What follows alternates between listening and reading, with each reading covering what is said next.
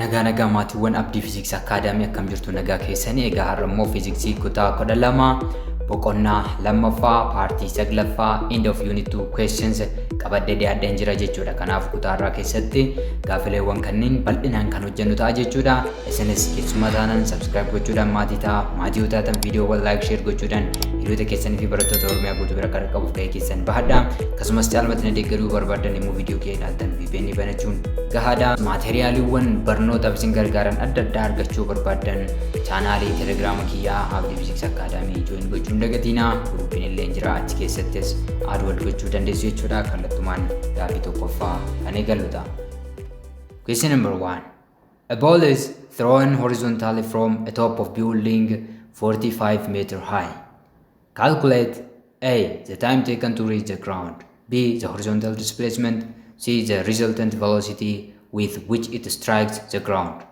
Kubbaa tokkotu dalga maalirraa gamoo yookiin immoo ijaarsa 45 meetira ol dheeratu irraa dalga maal ta'e darbatame jechuudha. Kanarraa ka'uudhaan yeroo kubbaan kun lafa ga'u fudhate calculate godhi jedha irratti baan horizontal displacement qaxxaamura dalgaa kubbaan kun deemuu danda'u calculate godhi. Caarratti resultant velocity with which it strikes the ground. Velocity waliigalaa yookiin immoo resultant velocity xumura irratti kubbaan kun lafa ittiin tuqu barbaadinuun jedha jechuudha. Egaa isa kana mala diyaagiraamitiin agarsiifachuuf yemmuu yaallu fakkeenyaaf kubbaan keenya iddoon ture kana ta'uu danda'a jechuudha. Egaa yeroo kiyya sirrii miti kubbaan kun ol ka'iinsa kanarraa velocity wayitiin maal ta'e jechuudha darbatame jechuudha. So kubbaan keenya kan darbatame maalidha? Dalgadha ol ka'iinsa kanarraa jechuudha. Ol ka'iinsi kun 45 meetiriidha jechuudha. Kubbaan kun dalga haa darbatamu malee yeroo gara lafaatti kufu sochii akkamii gaggeessa jechuudha? Sochii waan akkanaa kana gaggeessaa jechuudha. Sochii waan akkanaa kana gaggeessa. Kanaafuu x kan jenneen yookiin immoo b irratti kan gaafatamne isa kanadha jechuudha. Reenjii keenya yookiin immoo x jechuu ni dandeenya. X jechuu ni dandeenya. Taayimii waliigalaa iddoo amma jiru kanaa ka'ee iddoo kana jechuudha. Kun tuqaa kanarraa ka'ee kubbaan kun lafa kana ga'uudhaaf yeroon itti fudhate meeqadha? Horizontal displacement fi velocity inni lafa ittiin ga'u nu gaafate jechuudha. So mee kennamoota keenya irraa haa jalqabnu. Given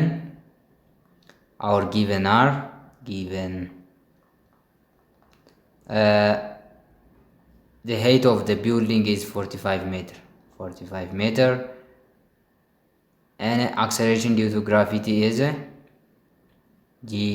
acceleration due to gravity is, let's use 10 meters per second squared. Kudhan haa fayyadamnu. Yoo isin kennamu baate isin 9 fayyadamuu hin dagatiina. Kan nu kennaman isaan kanadha jechuudha. So kana keessatti barbaadamaan keenya required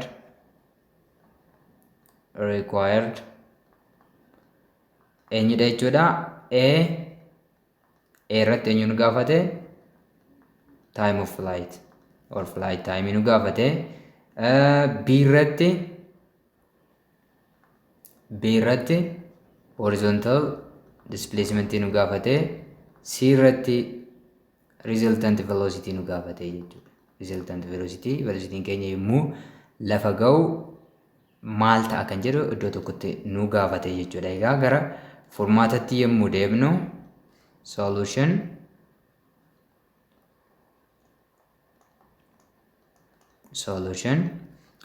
arraa kaana jechuudha. Taayimii keenya barbaaduudha yommuu kaanu sochii olii gadeera from vertical motion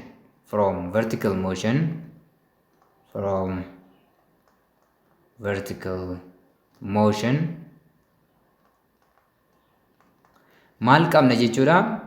H is equals to formula keenya jechuudha. H equals to u along y plus u along yt plus 1 over 2 gt square.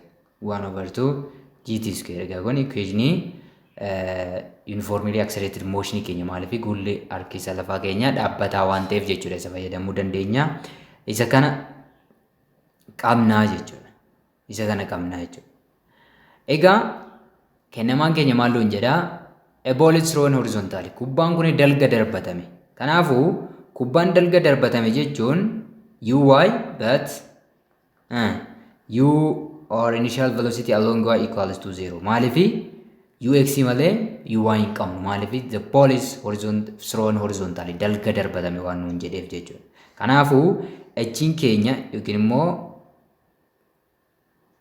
heightii keenyaaf yookiin maximum heightii keenyaaf formulaan nuyi qabaannu maal ta'a jechuudha 1/2 gt square qofa ta'a jechuudha. 1/2 gt square ta'a jechuudha. Egaa kanarraa tidhaaf maal gochuu dandeenya jechuudha?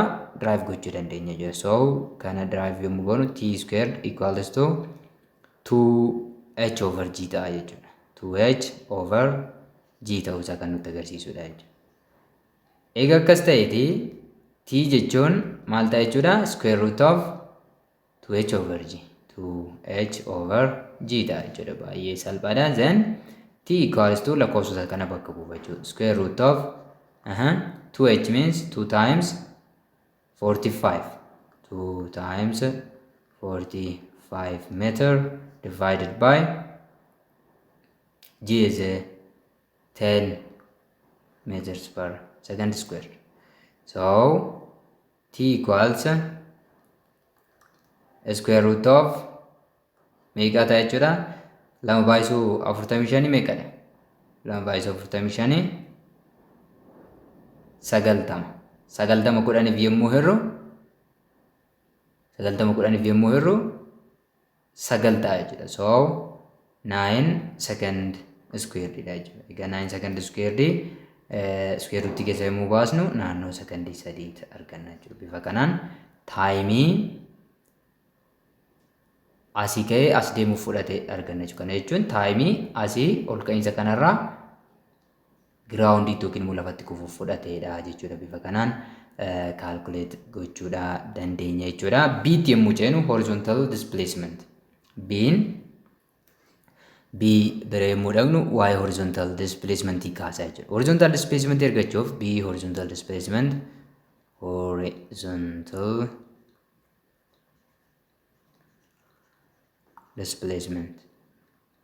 Egaa horizontal displacement calculate yommuu goonu x equals to vx times t or flight time isa kanadha jechuudha.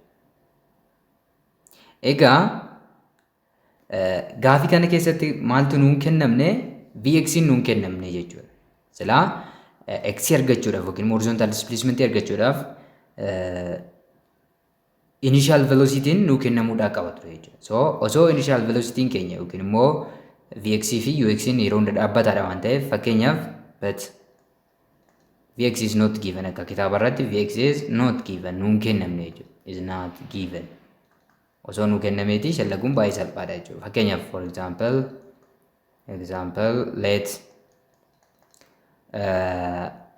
let vx equals 30 meters per second. Osoo isa kana ta'eeti x amma maal gochuu dandeenya? Calculate gochuu dandeenya jechuudha. Garuu osoo initial velocity nuun kennameen maal gochuu hin dandeenyu jechuudha? X kana shallaguudhaa hin dandeenyu jechuudha. So osoo 30 meter per second ta'eeti vx keenya yookiin immoo ux keenya horizontaalii darbatame waan ta'eef kubbaan keenya kan nuti argannu meeqadha jechuudha? 30 meters per second times 3 secondiidha jechuudha. Secondiidhaan salphifneet x meeqa arganna ture jechuudha? 90 meetira arganna ture jechuudha. Kanaafuu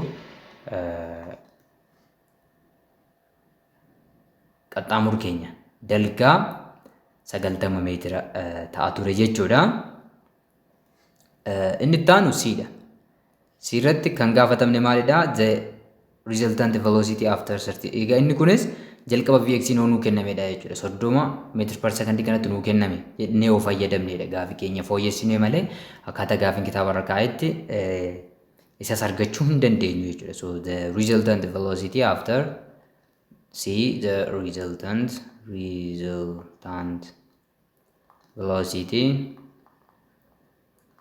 velocity after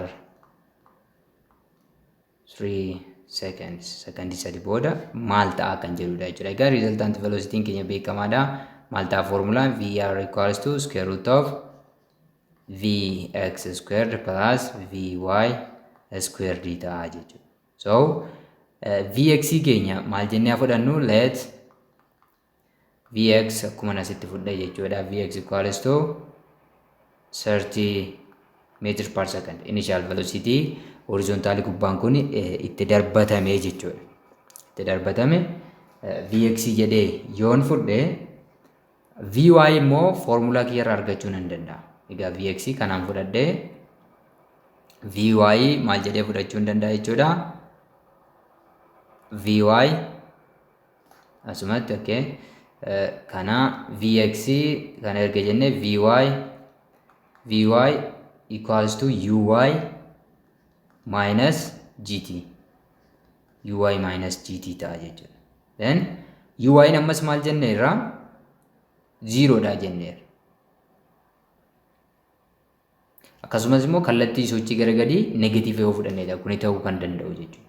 So Vy isa kan erga ta'eeti Vy equals to isa kana salphisnee yookiin iddoo kanatti Vy equals to negative gt.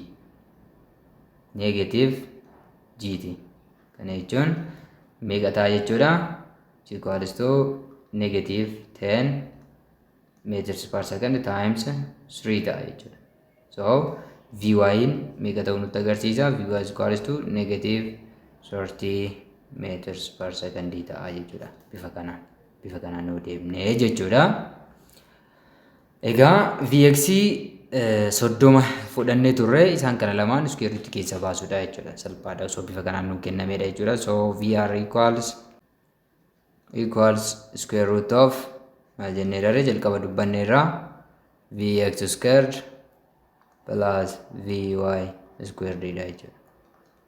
Vx squared meeqa fayyadama jennee dhaabbataadha. Ux osoo nuu kenname Vx kun projectile motion keessatti dhaabbataa akka ta'e bal'inaan ilaallee jirra jechuudha. So 30 meters per second squared times 30 meters per second whole square ta'a jechuudha.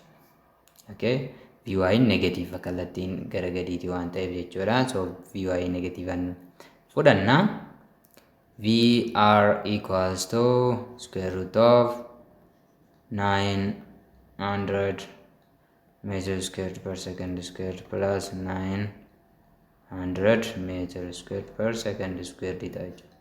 Then square root keenya crack yommuu goonu Vr equals to 900 180 dhufa 180 meters squared per second squared ta'a. So resultant velocity keenya naannoo 42.42 meters per second. Egaa kana hunda shallaguudhaaf Ux yookiin immoo initial velocity jalqaba kubbaan ol ka'iinsa ture san irraa itti darbatame nuu kennamuu qaba. Keenya akkanatti darbatame yoo ta'e isheen kun U kun nuu kennamuudha qabdi. U sana meeqa fudhanneeti jechuudha kana kan finne 30 meter per second ofii keenya fudhanneet bifa kanaan shallaguu akka dandeenyudha jechuudha.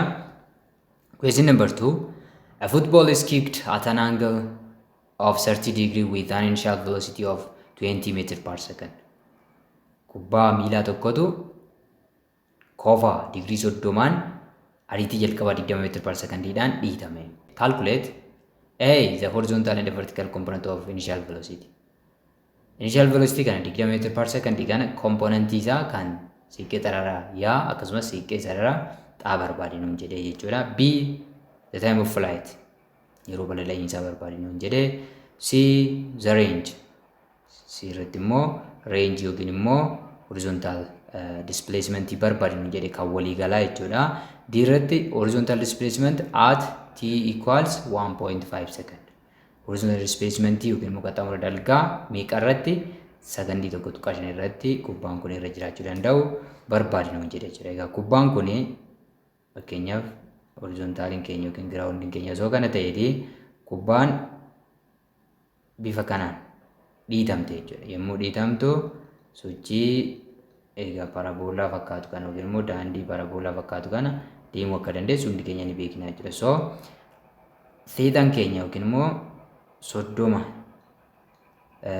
Digriin keenya isa kanadha jechuudha. U'n keenya immoo isa kanadha jechuudha. So mee giivanoota keenya adda baafannu jalqaba irratti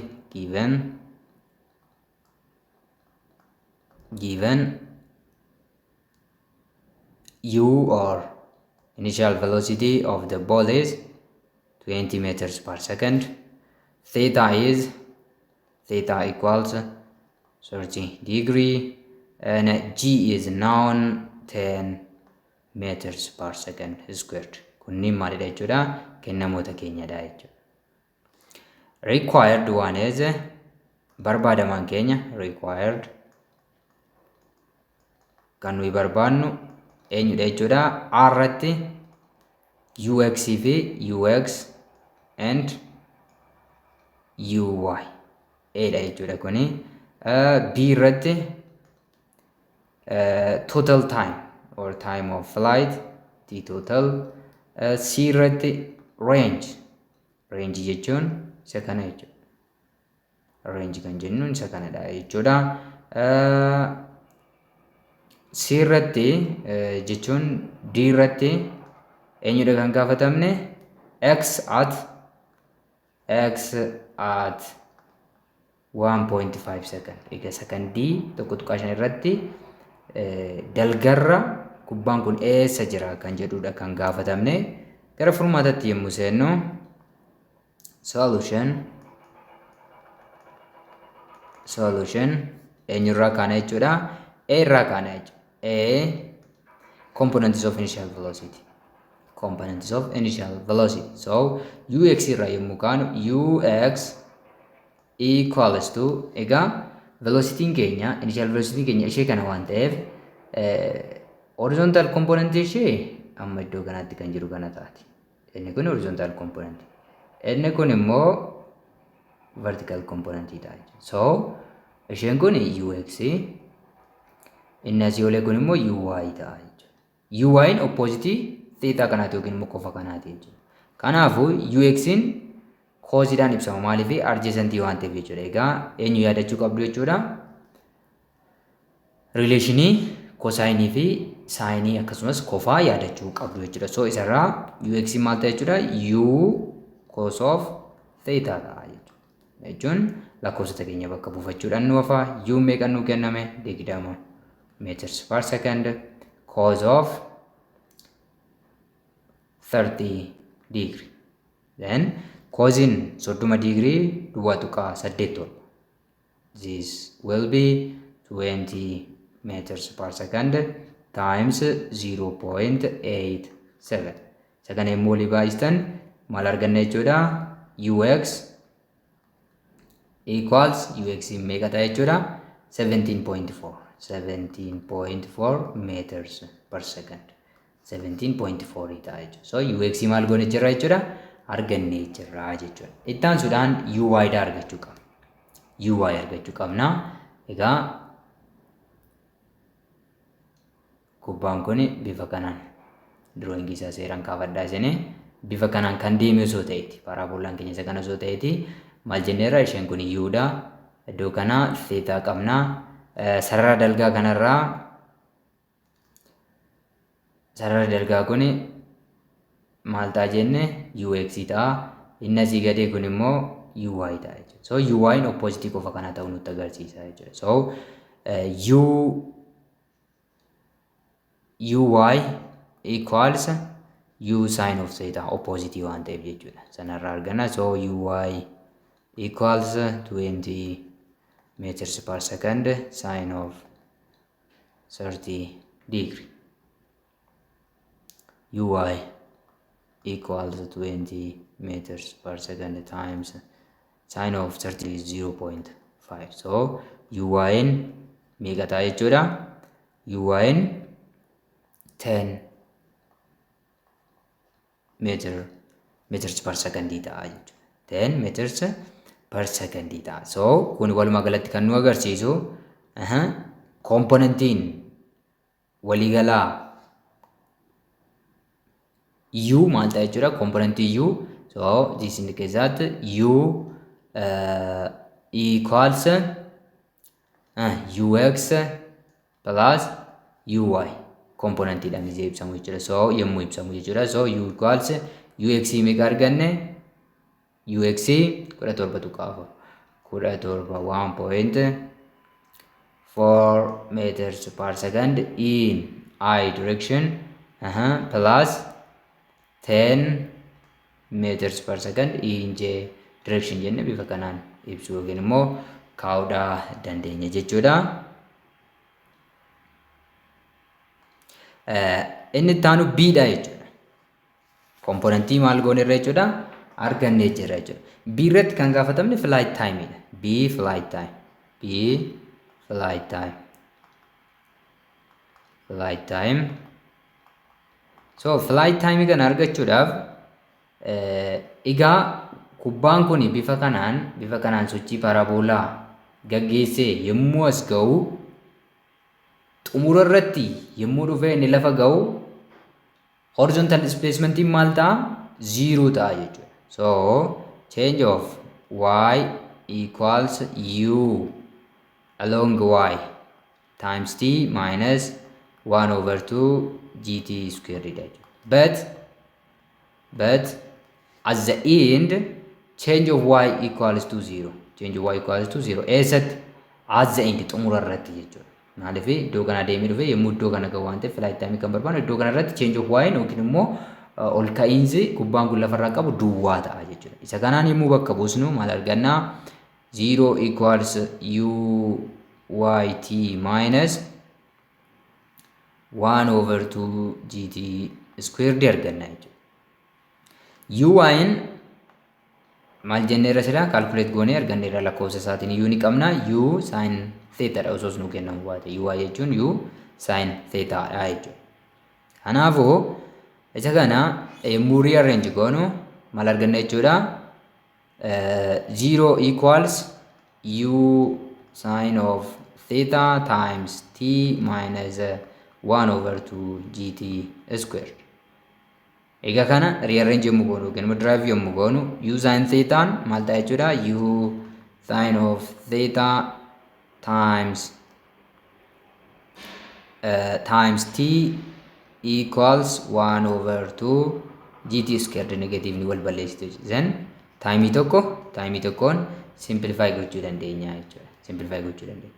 Sanaan booda maaltu nu hafaa u sin of theta equals 1 over 2 gt tu nu hafaa jechuudha. 1 over 2 g kun yookiin immoo t kun eenyu jechuudha total time dha yookiin immoo flight time dha jechuudha. Then isa kanaaf t dhaaf drive gochuun salphaadha jechuudha. Amma gamalachuu lamaan baay'isna deebisneet g dhaaf yookiin immoo acceleration due to gravity dhaaf hirraa jechuudha. So t will be twice of u sin of theta over g ta'a jechuudha. Then lakkoofsota qabnu bakka buufachuudha. 2 times u is 20 meters per second. 20 meters per second sin of times sin of 30. Sin of 30 yookiin immoo sada uy shallaqni arganneerra kallattumaan 10 bakka buusuu dandeenya jechuudha. Over 10 meters per second square dha.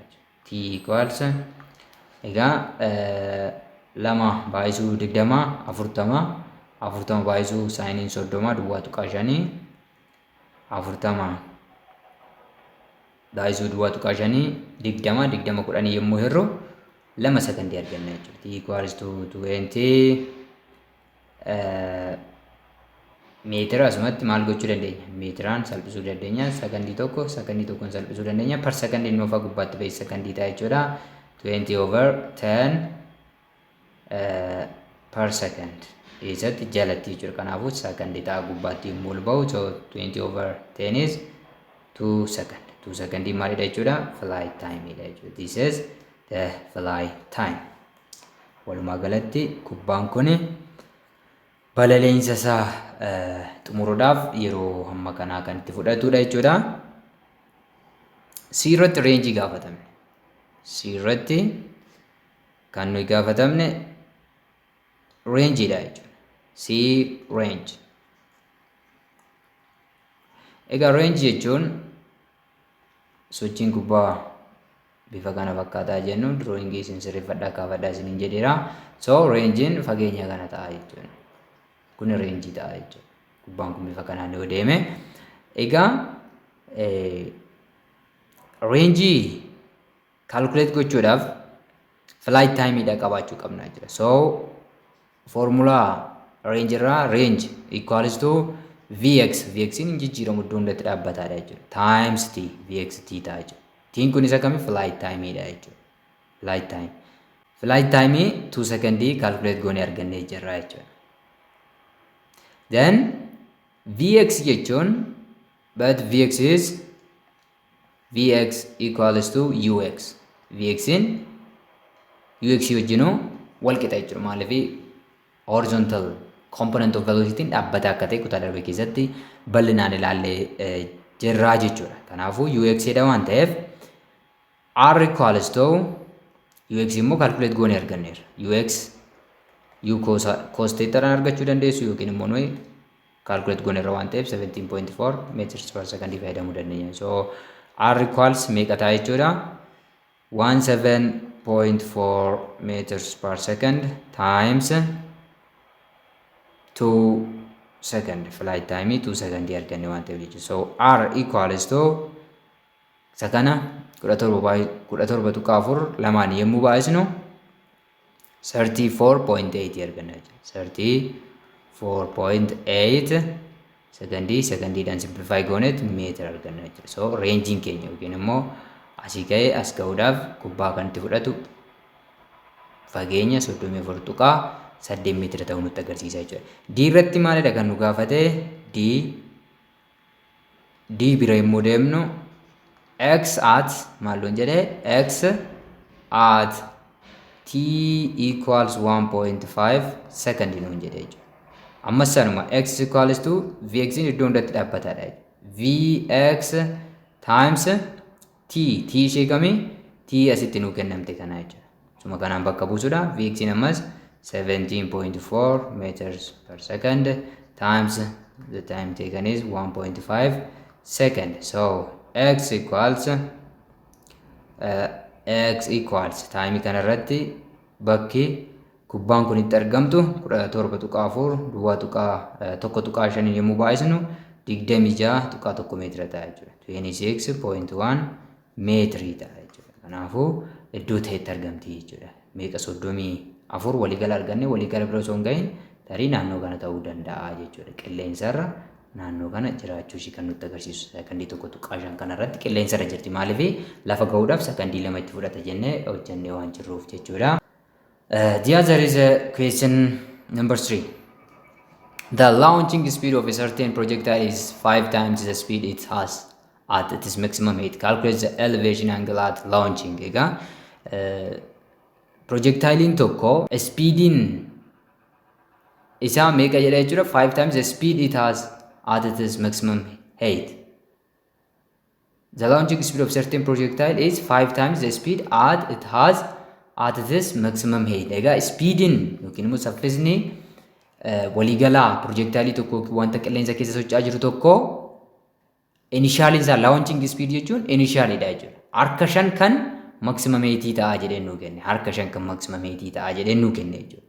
So kana yemmuu afaan herreegatti jijjiirrannu given jennee fudhannu given u equals 5 times vmax maximum irratti vmax jechuun at maximum height irratti jechuudha malee maximum velocity jechaan jiru jechuudha. Pointii h max kana irratti kan qabaatudha. Kana jechuun fakkeenya projectile sun kan dhuka'e bifa kanaan yoo ta'e projectile kan dhuka'e bifa kanaan yoo ta'e so u kan jennuun velocity isa kanadha.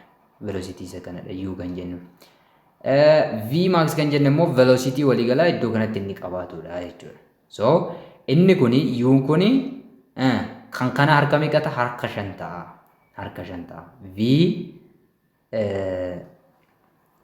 u equals u kuni 5v ta'a jedhee nu kenne jechuudha. 5v ta'a jedhee nu kenne. V nuyi fudhachaa jiru iddoo kanaa jedhee isinitti meera jechuudha. Egaa the required one is calculate the elevation angle at launching. Egaa qofa barbaadi. theta kana barbaadi nuun jedhe theta kana barbaadi nuun jedhe ni barbaanna jechuudha. Solution required is theta qofaadha jechuudha. Angle of elevation itu nu gaafatame. So formaatatti yommuu garlu solution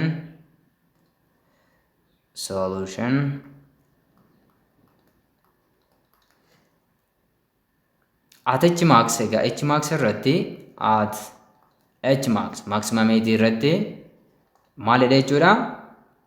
V max kan jenne kuni V max jenne kan fudhanne kun yookiin immoo velocity at maximum height equals to maal ta'a jechuudha. Vx qofa ta'a jechuudha. Vy asirratti maal jennee dhaare tuqaa kanarratti at maximum height Vy 0 dha. At maximum height Vy equals to 0 jennee dha jechuudha. Kanaafuu Vx qofa. Vx immoo projectile motion keessatti yeroo hunda dhaabbataadha. Eenyu ta'a? Ux ta'a. Horizontal component of velocity iddoo hundatti dhaabbataa waan ta'eef jechuudha. Kanaafuu Ux jechuun immoo maalidha jechuudha? U cosine of theta ta'a jechuudha. Egaa isa draw godhee jala isinitti agarsiiseera. Kuni komponentii U sarara xaarraa yoo ta'e, kun immoo komponentii U sarara yaarraa yoo ta'e, xaan adjacentii qofa theta ta'a waan ta'eef bifa kanaan arganna jechuudha. Bifa kanaan arganna jechuudha. So egaa amma formula keenya barreeffanna. U equals 5 V max jedhamneerra jechuudha. 5 V max. Egaa 5 V max jechuun eenyu jenneerra? U cos of theta jenneerra jechuudha. So U equals 5 times V max jechuun U cos of theta. Utiin maal gochuu dandeenya? Salphisuu dandeenya jechuudha. Then kan nuuf 1 equals 5 times cosine of theta. Kun maal nutti agarsiisa? This implies that cos of theta equals 1 over 5. 1 over 5 ta'uu nutti agarsiisa jechuudha. Kanarraa theta maal ta'a? Theta equals to cosine inverse of 1 over 5. Cos inverse of 1 over 5. Cos inverse of 1 over 5 in meeqa ta'a? 78.5 ta'a jechuudha. Approximately yookiin immoo 78.46 degree ta'a jechuudha. So kofni itti darbatame theetaan keenya 78.46 ta'a jechuudha keezii kanarratti. Gaaffiin inni itti aanu keezii number 4. During volcanic eruptions, a piece of solid rock can be blasted out of a volcano.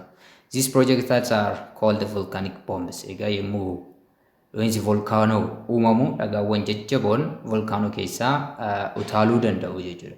These projectiles are called volcanic. Isaan kunniin boombii volkaanawaa jedhamu yookiin immoo boombii volkaanoo jedhamu jechuudha. At what initial speed would the bomb have to be ejected at 35 degree to the horizontal from the hole at A in order to fall at the foot of volcano at B? Ignore the effects of air on the bomb's travel. Egaa initial speed in boombiin kuni kofa 35 eenyu irratti? A irratti. Egaa bifa kanaan asirraa akkuma ilaalaa jirtan A irratti initial speed in boombiin kuni ittiin dhukaafamuudhaa qabu meeqadha? Eessatti kufuudhaaf jedha? B biratti dhufee kufuudhaaf. Kanaaf bifa kanaan akkanatti dhukaafadhame jechuudha. Initial speediin keenya kan nuyi gaafatamne yuun keenya ishee kanadha jechuudha. Eessatti dhufee kufaa? Iddoo kanatti dhufee kufaa jechuudha. Kennamoonni keenya jiru. X'n yookiin immoo horizontal displacementiin 9.4 kiiloomeetirii nuu kenname jira kun iddoo kanatti jechuudha. Ol ka'iinsi volkaanoon kun irraa kufaa jiru yookiin dhagaan kun irraa kufaa jiru 3.3 kiiloomeetirii nuu kenname jira. Koofni 35 digirii nuu kenname jira jechuudha. Volkaanoon asitti dhu'aa jira. Dhagaan immoo asirraa gadi kufaa jira jechuudha bifa kanaan. Kanaafuu giivanoota keenya adda baafannu asittis given y equals or h jechuu dandeessu 3.3 kilometer meetiratti yommuu jijjiiru 3300 meters. Isa kana ta'a. X horizontal displacement is 9.4 kilometers, which means 9,400 meters. Isa kanatti jijjiirrachuu dandeenya jechuudha. G'n beekamaadha. G is known is 10 meters per second squared. The required one is irratti kan gaafatamne maalidha? Required irratti u initial velocity gaafatamne jechuudha. B irratti total time t yookiin immoo flight time gaafatamne jechuudha. Iddoo kennama irratti maalidha kan itti daballu theta nu kennameera. Koofni theta equals to 35 degree initial velocity keenya kan ittiin nu kaafame nu kennamee jira jechuudha. So kana gara furmaatatti yemmuu deemnu solution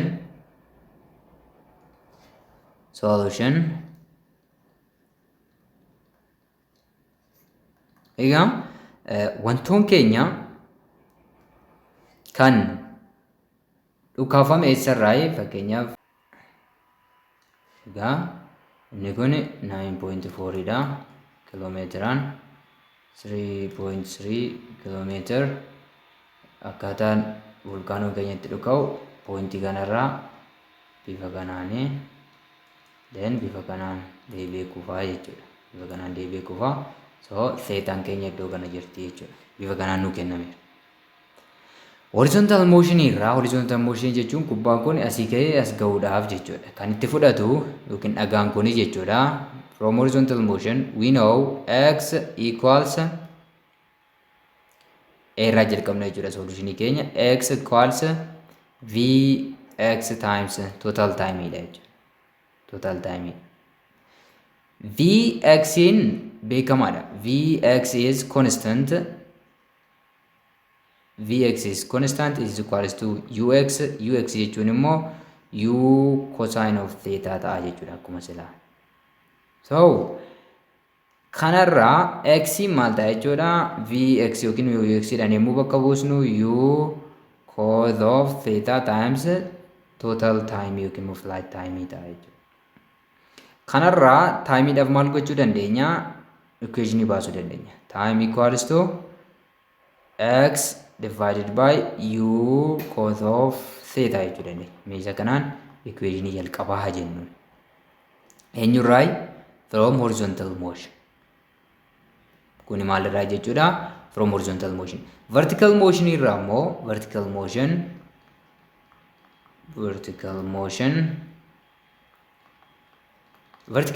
irraa immoo maal qabna? y equals v yt minus 1 over 2 gt square dha. Egaa sababni minusii fudhannuuf vy keenya asii oledha waan ta'eef uy keenya asii oledha waan ta'eef g immoo yeroo hunda asii gadi waan ta'eef dirqama g negatiiva fudhannaa jechuudha. Isa kanaan equation lammaffaa jennu ni kallattumaan. Equation lammaffaa jennu. Vy jechuun immoo yookiin immoo vy osoo hin ta'e uy dha. Isheen kun uy dha. Uy jechuun u sin theta akka ta'e beekamaadha jechuudha. Uyn u sin of theta ta'uunsaa beekamaadha. Egaa equationoota lamaan kana walitti fiduudhaan shallagoodha jechuudha kan qabu. Then now let's substitute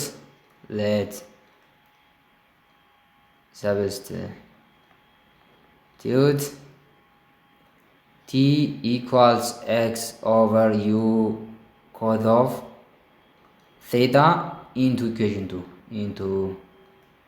equation 2 equation lammaffaa keessa galchinaa jira. Egaa equation lammaffaa maal jedha? Y equals u y jechuun u sin theta dha jenneerra. U sin theta times t minus 1 over 2 gt squared jechuu dandeenya jechuudha. Then t dhaaf isa kana bakka buusaa deemna jechuudha. Maaliif taayimii walii galaa. Taayimiin kun taayimiin ol ka'iinsa jirurraa lafa ga'u fudhatee fi dalga deemu fudhate wal qixa waan ta'eef taayimiin kun wal fakkaataadha jechuudha lamaansaa. Kana substitute yommuu goonu y equals maal ta'a u sin of theta times t jechuun x over u cos of theta, x over u cos of theta minus 1 over 2g times x over u cosine of theta squared jenna jechuudha. Naan booda kaalkuleeshiniiwwan jiran of eeggannoodhaan hojjechuudhaan lakkoofsota qabnu bakka buufachuudha jechuudha. Egaa y jechuun asii gadi deeme jechuudha.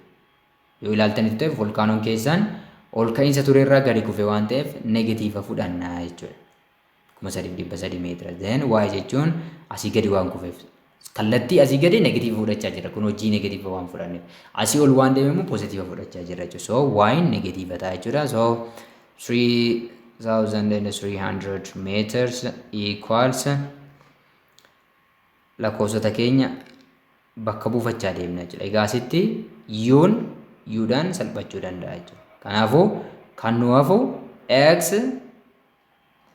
sin theta over cos theta minus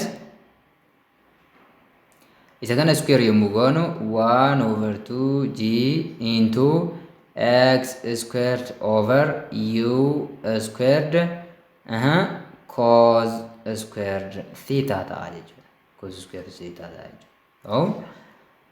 Isa kanarraa maal qabna jechuudha? 3 meter equals sin theta over cos theta jechuun tan theta ta'a jechuudha. X times tan of theta minus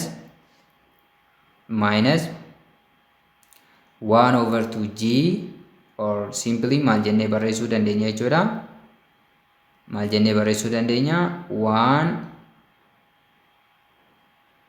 over 2g times x squared minus x squared over u squared cos squared theta ta'a jechuudha. Egaa isa kana rearrange gochuu ni dandeenya jechuudha. Isa kana maal gochuu ni dandeenya? Rearrange gochuu ni dandeenya jechuudha. Yommuu rearrange goonu maal arganna? Tan theta x tan theta kana gara natti acheessifannu jechuudha. So negative 1 over 2 g into x squared over u squared cos squared theta equals negative 3 meter minus x tan of theta ta'a jechuudha. Egaa herrega keessan of eeggannoodhaan kaalkuleet gochuu duwwaatu isin hafaa jechuudha. Kanaan booda then kan nuyi qabnu negative 1 over 2 gx squared equals u squared cos square theta times negative 3 minus x tan of theta jenneerra jechuudha. Tan of theta jenneerra jechuudha. Isa kana rearrange gochuu dandeenya jechuudha. Kanaan booda isa kana gama kanatti haceessifan maala jennu u squared cos of squared maal xiyyeeffannoon keenya u irra waan ta'eef jechuudha. Cos squared theta equals maal jechuu dandeenya?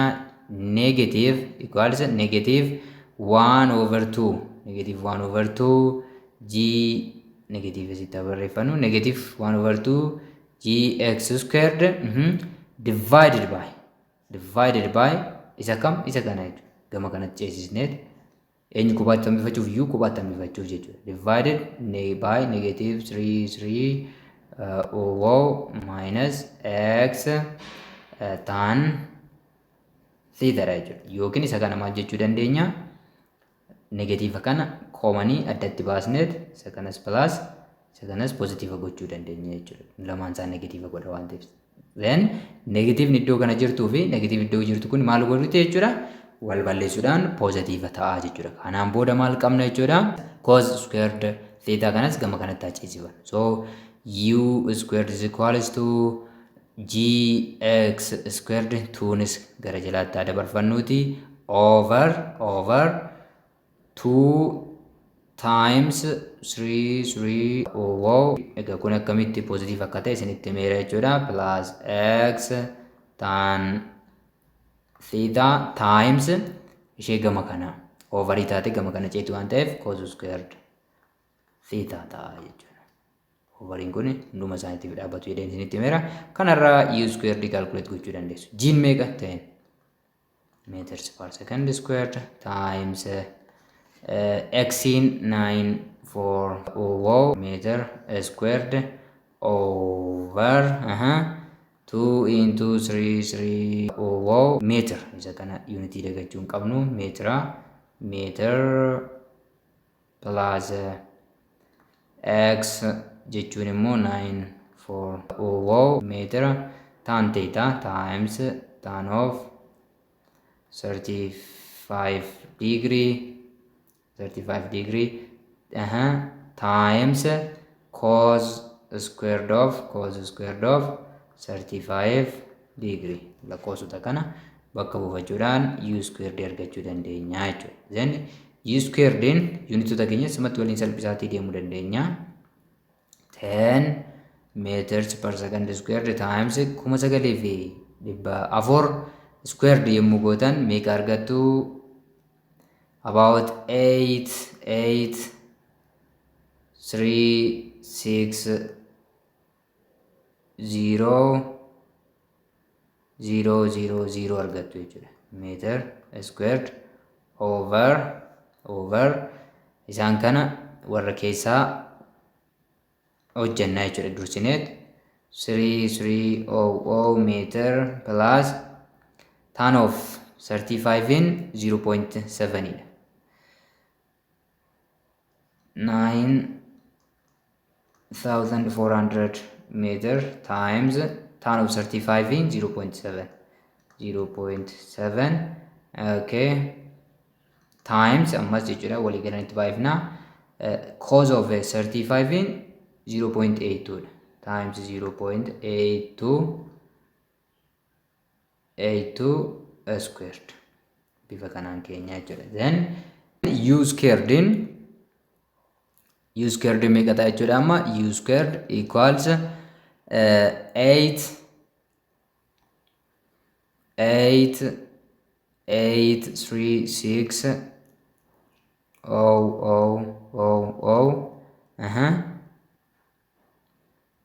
egaa unitoon yommuu waliin baay'atan meetir cube per second squared dhufu jechuudha warri gubbaa over 2 times 2 into 3,300 meter plus 9,400 baasuu duwwaa tuqaa 7,680 meetira ta'a jechuudha. 6,580 meter times 0.82 squared yommuu ta'u 0.67 ta'a jechuudha. So u squared kanarraa meeqa arganna? 8,8,6 meter cube over second squared over isaan kana kan keessaa lamaan walitti daanaa jechuudha. Kan keessaa lamaan yommuu walitti daanu meeqa arganna? 9,880 meetira ta'a jechuudha. Baay'isuu duwwaa tuqaa 67 isaan kana lamaan u squared meeqa ta'a?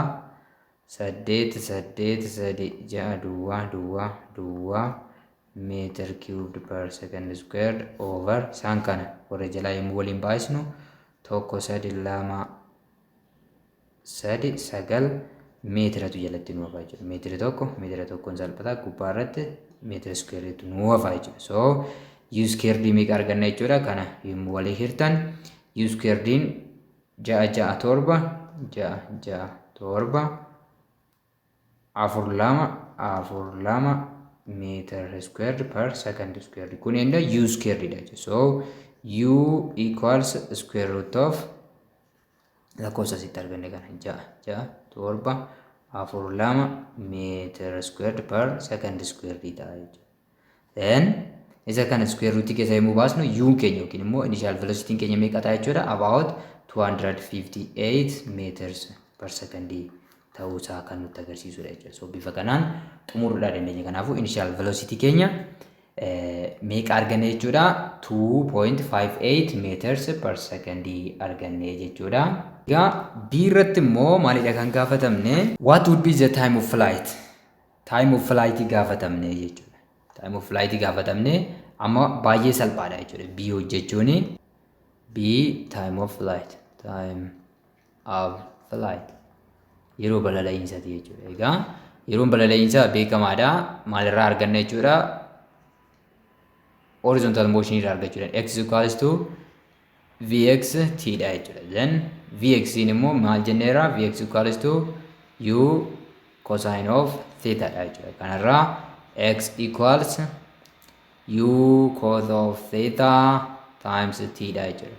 Kun kan nutti agarsiisu t will be x over u cosine of theta akka ta'e sila u ilaalleerra jechuudha. So isa kana bakka buufachuudha hunda isaanii qabna waan ta'eef jechuudha. Flight time isa kana ta'a x keenya 9400 meter upon u meeqa arganne 258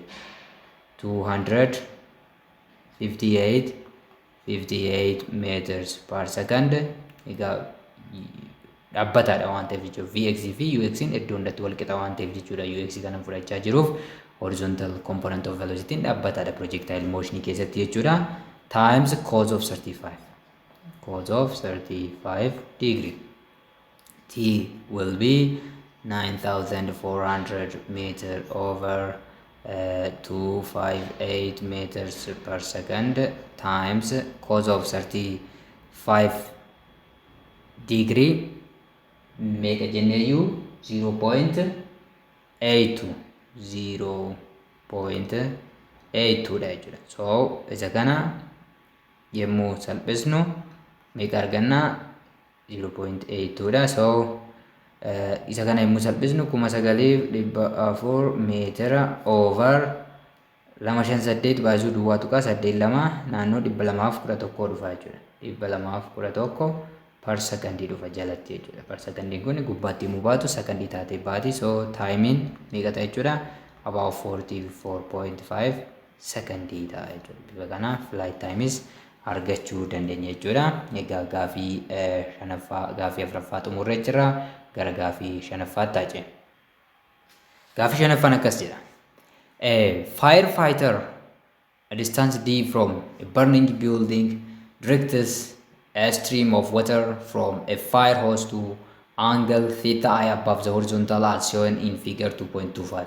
If the initial speed of the stream is vi, at what rate h does the water strike the building? Egaa namni ibidda dhaamsu tokko lafarraa bifa kanaan bishaan maal godha? Buildingii gubachaa jiru tokko yookiin immoo mana gubachaa jiru tokkotti bifa kanaan gallakkisaa jira jechuudha. Kofni inni horizontaalii wajjin qabu theta I yoo ta'ee fi distaansiin namtichi buildingii irra qabu d yoo ta'e heitiin namtichi kun bishaan kana buildingii bira ittiin dhaqqabsu h kun meeqa ta'a jedhee nu gaafate jechuudha. So isa kana kennamoota keenya argineerra. Kennamni asirratti lakkoofsaan nu kenname homtuu hin jiru jechuudha. Solution mee kallattumaan gara furmaata yookiin immoo solutioniitti haaseen nuti. Solution jalqaba irratti from horizontal motion yaa ilaallu.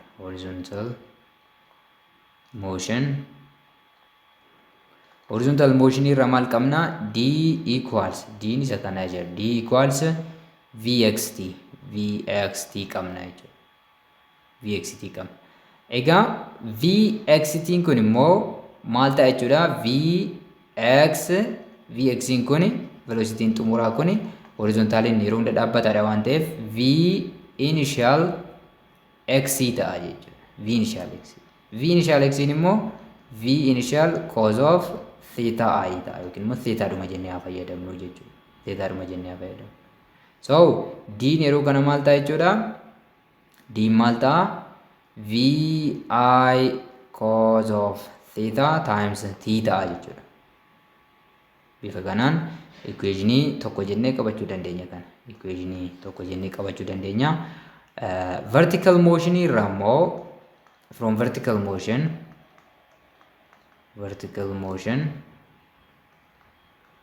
asii olee jechuudha. Lafa ture ol ka'iinsa amma kanatti ol ba'uuf yookiin immoo kunoo ol ka'iinsa kanatti ol ba'uuf sochii gaggeeffame jechuudha. Sochiin dalgaa asii amma asitti kan ta'edha jechuudha. Achirraa waayin maal ta'a? Ol ka'iinsi bishaan kun deeme v initial along y times t minus 1/2 gt squared dha jechuudha. gt squared dha. Asirrattis v initial along y maal ta'a jenneerra? V initial sin of theta ta'a jechuudha. Saayinii qofa nuu kenname kana ta'a. Isaan kanarraa ka'uudhaan t substitute gochuu dandeenya. Equationii jalqabaarraa t meeqa qabna? Let's substitute t by substitute t from horizontal motion. t by d over v initial cosine of theta tin bakka buusuu dandeenya jechuudha. Then y keenya yookiin immoo h keenya h is y jechuu dandeenya. It doesn't matter. H equal h dha waan ta'eef kan gaafatamne h jennu. H equals equationii lammaffaarraa v initial sin of theta times t jechuun d over v initial cos of theta minus 1/2 g into time jechuun immoo d over vi cos of theta inni kun t squared dha waan ta'eef hundi isaatu squared ta'a jechuudha. So h will be kanarraa asumatti vi dhaan balleessuu dandeenya. Akkuma silaa sana d into sin of theta over cosine of theta minus 1/2 g into d squared over vi squared cos squared theta ta'a jechuudha. Then isa kanarraa h keessaniif formula kaa'uu dandeessu jechuudha. So h equal lakkoofsi nuun kenname waan ta'eef formula qofadha kaa'uu kan dandeenyu. D sin theta over cos theta jechuun d tan theta minus gd squared over twice of v initial squared cos squared theta ta'a jechuudha. So h bifa kanaan argachuudha dandeenya jechuudha. Egaa lakkoofsi osoo nuu kennamee jiraateeti maal gochuu dandeenya? Deebiisaa lafa kaa'uu ni dandeenya jechuudha. Fakkeenyaaf diin osoo mee lakkoofsa akka nuu kenname itti haa fudhannuuti. Let d equals 24 meter osoo akkanatti nuu kenneeti jechuudha. Guutuu miti ammas gaafichi foormulaa malee lakkoofsa homtuu nuu kennamne waan ta'eef argachuu hin dandeenyu. Theetaan 53 osoo ta'ee fi v initialin keenya immoo 20 meters per second akkasuma g'n meeqa osoo ta'e 10 meters per second squared osoo ta'e egaa immoo foormulaa keenya bakka buufachuudha jechuudha. So h maal jenne? H d tan theta minus gd squared over 2vi squared cos squared theta dha jechuudha.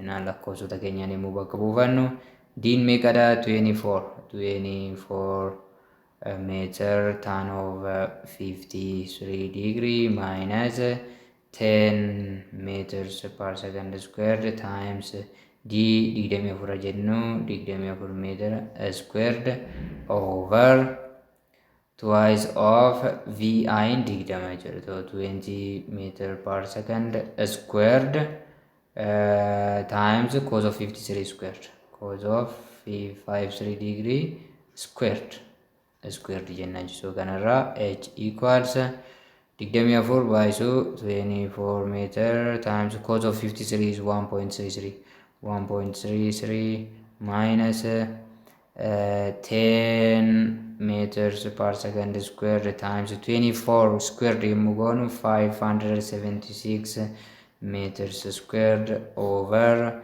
2 times digdama squared yommuu goonu 4 meter squared per second squared times cos of 53 is 0.6 squared. Sagana shallaguudha jechuudha. Kanarraa h equals to 24 tokko tuqaa 2 meetira. So lakkoofsa akkanatti nuu kennamedha jechuudha. Kana 10 baay'isuu 576 5,760 meetira kuni meetira cube over second square ta'a jechuudha. Wal baay'isa waan ta'eef jechuudha. So yuunitiin gubbaa meetira cube second square over kan jalaa 2 kan kuni 800 ta'a jechuudha. 800 meetira square times 0.636 ta'a. 0.6 square jechuudha. Kana inni meeqa ta'a jechuudha. 31.92 meetira hir'isuu isaan kana waliin baay'istanii hir'isuu 576 duwwaa meetir cube per second squared over 800 baay'isuu duwwaa tuqaa 36 288 ta'a jechuudha. 288 meetira squared. Egaa asumatti meetira squaredidhaan baduudhaan meetira tokkotu gubbaa irratti hafaa jechuudha. Inni kunis maal ta'a jechuudha? Per second squared qaba jechuudha. Yuunitiin of jala akkanuma asitti per second squared qaba. So per second squaredidhaan asitti salphatti jechuudha. So h'n sila naannoo meeqa ta'a ture jechuudha. Kana lamaan immoo wal irraansitan 31.9 hir'isuu 1.98 naannoo 29.94 meetira ta'a ture jechuudha. So bifa kanaan nuu kenname. Bifa kanaan xumuruudhaa dandeessu gaafichi foormulaa qofaanidha garuu akka nuu kennametti kaa'uu kan dandeenyu.